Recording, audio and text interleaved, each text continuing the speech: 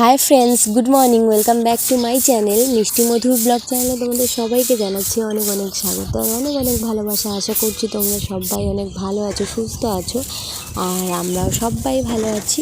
তো ভিডিওটা শুরু থেকে শেষ অবধি দেখার অনুরোধ রইল তোমাদের কাছে আমার।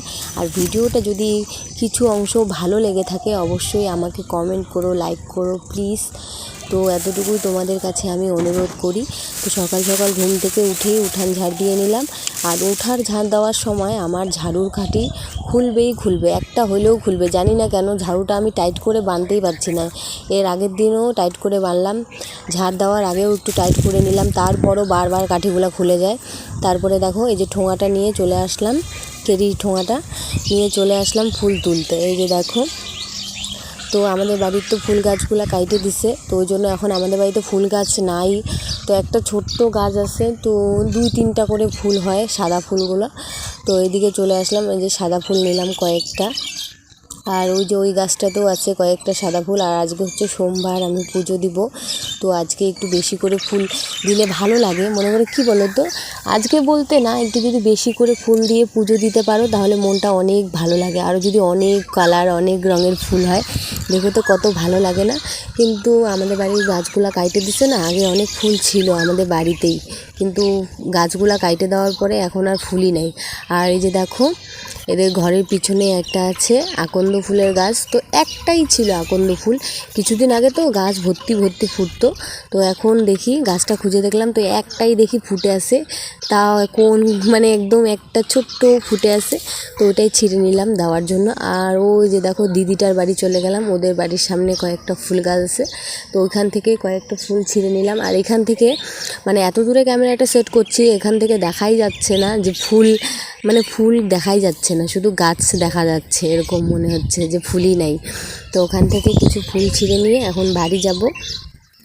বাড়ি গিয়ে দেখি কি কাজ করি, কাজকর্ম সেরে তারপরে স্নান করে পুজো দিয়ে নিব। তো এই যে দেখতেই থাকো ভিডিওটা তোমরা।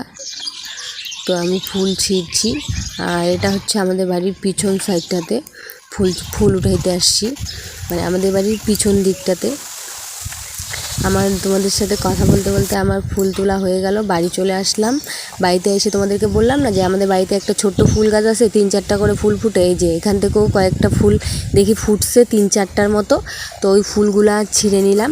আর আমি এদিকে দেখো বাইরে বসে ভয়েস দিচ্ছি, আর এত হাওয়া করছে, জানি না ভয়েসের মধ্যে হাওয়াটাও মানে বোঝা যাবে কি না কিচ্ছু বুঝতে পারছি না।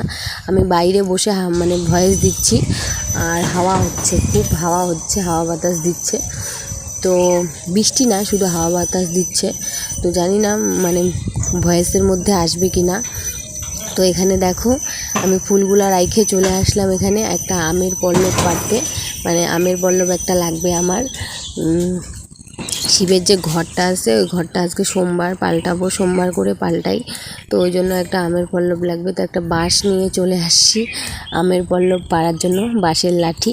তো দেখো আমার আমের পল্লব একটা পাড়া হয়ে গেল, তো নিয়ে আসলাম বাড়িতে। আর ওই যে দেখো ওখানে ফুলের ঠোঙাটা আমি ঝুলায় রাখছি, একটু পরে পূজা দিয়ে নিব। তো এখানে দেখো আমের পল্লবের যে পাতাগুলো ছিল, তো হিসাব করে তো পাতা রাখতে লাগে 5টা কি 7টা এরকম রাখতে লাগে, তো ওই জন্য পাতাগুলো নিচের পাতাগুলো ছিঁড়ে ছিঁড়ে মানে দিচ্ছিলাম। আর দেখো মানে শক্ত ছিল, নিচের বোটাটা লম্বা ছিল তো অনেক, তো ভাবলাম বোটাটা একটু ছোট করে কাইটে দিই। তো হাত দিয়ে তো মানে ভাঙতেই পারছিলাম না, তার জন্য ওই যে পাকা খুঁটিটা যে ছিল ওইটার মধ্যে একটু ঘষে মানে কাইটে নিলাম। দেখো একবার ঘষে নিলাম তাও হচ্ছে না, তো বারবার করতেই আসি।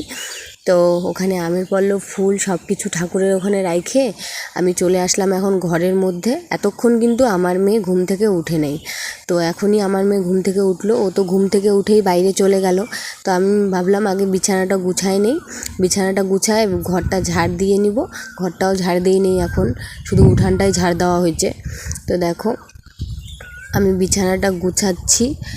আর ব্ল্যাঙ্কেটের প্রয়োজন বলতে কিছুদিন আগে প্রয়োজন পড়ে নাই, তো এই কয়দিন ধরে দেখতেছি একটু মানে 3-4 দিন থেকে একটু আকাশটা মেঘলা মেঘলা। সকালবেলাও যখন আমি উঠানটা ঝাড় দিলাম তখন তোমরা নিশ্চয়ই দেখতে পাইছো যে আকাশটা একদম মেঘলা মেঘলা কালো কালো অন্ধকার হয়েছিল, হালকা হালকা হাওয়া দিচ্ছিল।